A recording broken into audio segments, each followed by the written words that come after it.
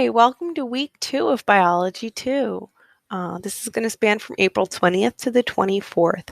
This week, we are focused on Your Inner Fish, a story of vertebrates. If you did not complete any of the work from last week for any reason, or if you only completed some of it, you probably want to revisit that first. I made a folder that says Old Work in pink at the bottom of our page. Go down there, go into week 1. You'll see everything laid out for you. Once you've taken care of that, come on back to me here. It will really help to understand a little background about vertebrates before you dive into this lesson. Okay? All right. Today, hopefully is Monday. On Monday, I'd like you to watch this guide that I'm about to do for you to get some background info and vocab for the week. Then starting today and rolling on through Wednesday, watch and complete Your Inner Fish Part 1 in Edpuzzle. Thursday and Friday, you're going to watch and complete Your Inner Fish Part 2 in Edpuzzle. Okay. These Edpuzzle assignments are 2 parts of a video from PBS. It's a video that I love to watch with you guys.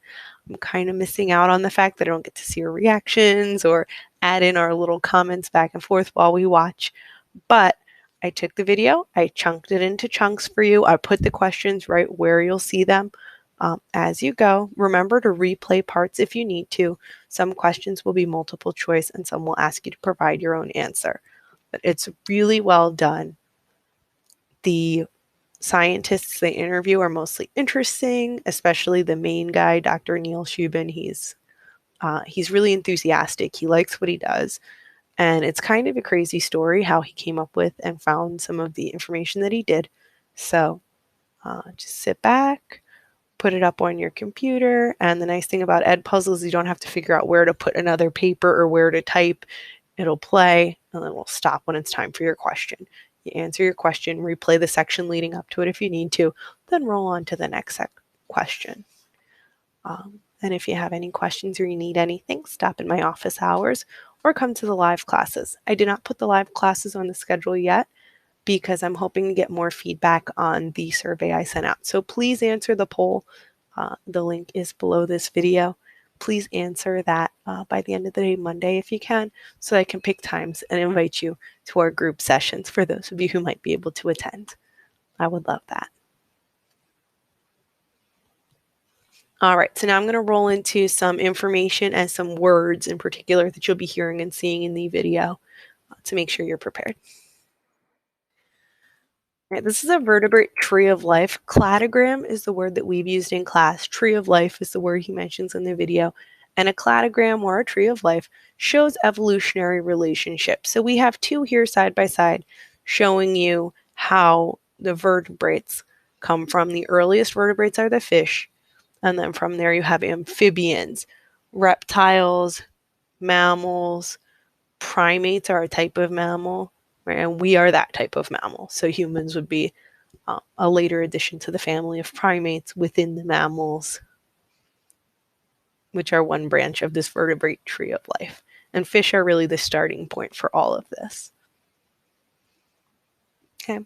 So there are some terms you're going to see. Tetrapod means 4 leg. Tetra means 4. Pod means leg or foot. Any creature with 4 limbs would be considered a tetrapod. So amphibians like frogs and toads that we saw hopping all over Australia last week. Reptiles. Even something like a snake, which has no limbs on its own, is descended from creatures that have limbs. So it would be considered a type of tetrapod with the variation that it lost its 4 legs over time. Mammals, including primates like us, are tetrapods. Okay, so it can refer to any creature with 4 limbs. In this video, you'll also hear them say tetrapod, referring to the first animal that had 4 fully developed limbs to walk on land. I told you fish were the earliest vertebrates. Then come the tetrapods. In between is something they like to call a transitional fish. Transition means like a change that you're going through. And sometimes they call the 4 minutes between classes in our old brick and mortar school, they would call that transition time, right? When you leave one class and get into the next one. So a transitional fish is an in-between stage. It's an animal that had some fish traits and some tetrapod traits. It descended from fish And then from this transitional fish descended the tetrapods. So older than the tetrapods, but later than the fish that it evolved from. And so look at the diagram across the bottom, and you can see what I mean by saying it's an in-between stage of evolutionary history. You had a fish in water that developed into the transitional fish. Other fish didn't. They're still in the water now. You can find them there.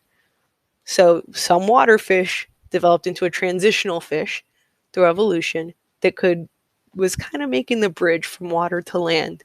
And then from that transitional fish, it had offspring and descendants for many generations, and eventually you get the tetrapods on the land. One more thing, they're going to talk a little bit about how vertebrates develop in this video. So take a look at the picture with me. The zygote is what happens when the egg and sperm first come together and start dividing. It's kind of a ball of cells. Eventually it makes to the stage of an embryo, the second picture. Embryo will grow up into a fetus, which will grow up into a baby and get born and grow from there towards an adult. So embryo is an early stage of development, but it already has many cells and different layers of tissues going on. The basic body plan is going to start to develop as an embryo. And from there, it'll grow and develop into a fetus, which is more similar to a baby. It's getting closer to being born. And all vertebrates go through these stages. You'll actually see some from other kinds of vertebrates besides humans as the video goes on. Limb buds form at certain places on an embryo. And as the embryo grows, these spots will develop into the arms, the wings, the legs, and so on. So for a tetrapod with 4 limbs, there'll be 4 little limb buds on the embryo that eventually grow out into arms and legs for a human, for example. And genes control how this development happens. So a gene is a sequence of DNA that's going to make a protein. Okay. The developmental genes make proteins that control how the body develops.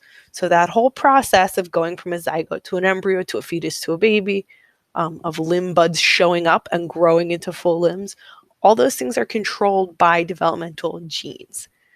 And this video is pretty neat because it mixes evolution with anatomy and features of different fully developed animals with, it's called embryology or developmental biology, the study of how genes control development.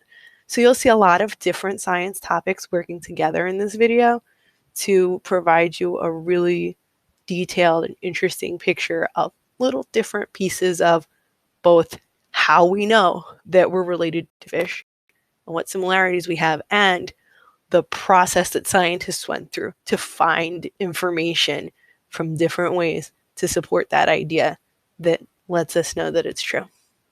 Hey, I hope you enjoy it. Please reach out to me if you need anything. If you have any questions, I miss you, and I'd love to hear from you. Even if you don't have any questions, just shoot me an email. Let me know what you thought of the video when you're done if you'd like. All right, take care. Bye now.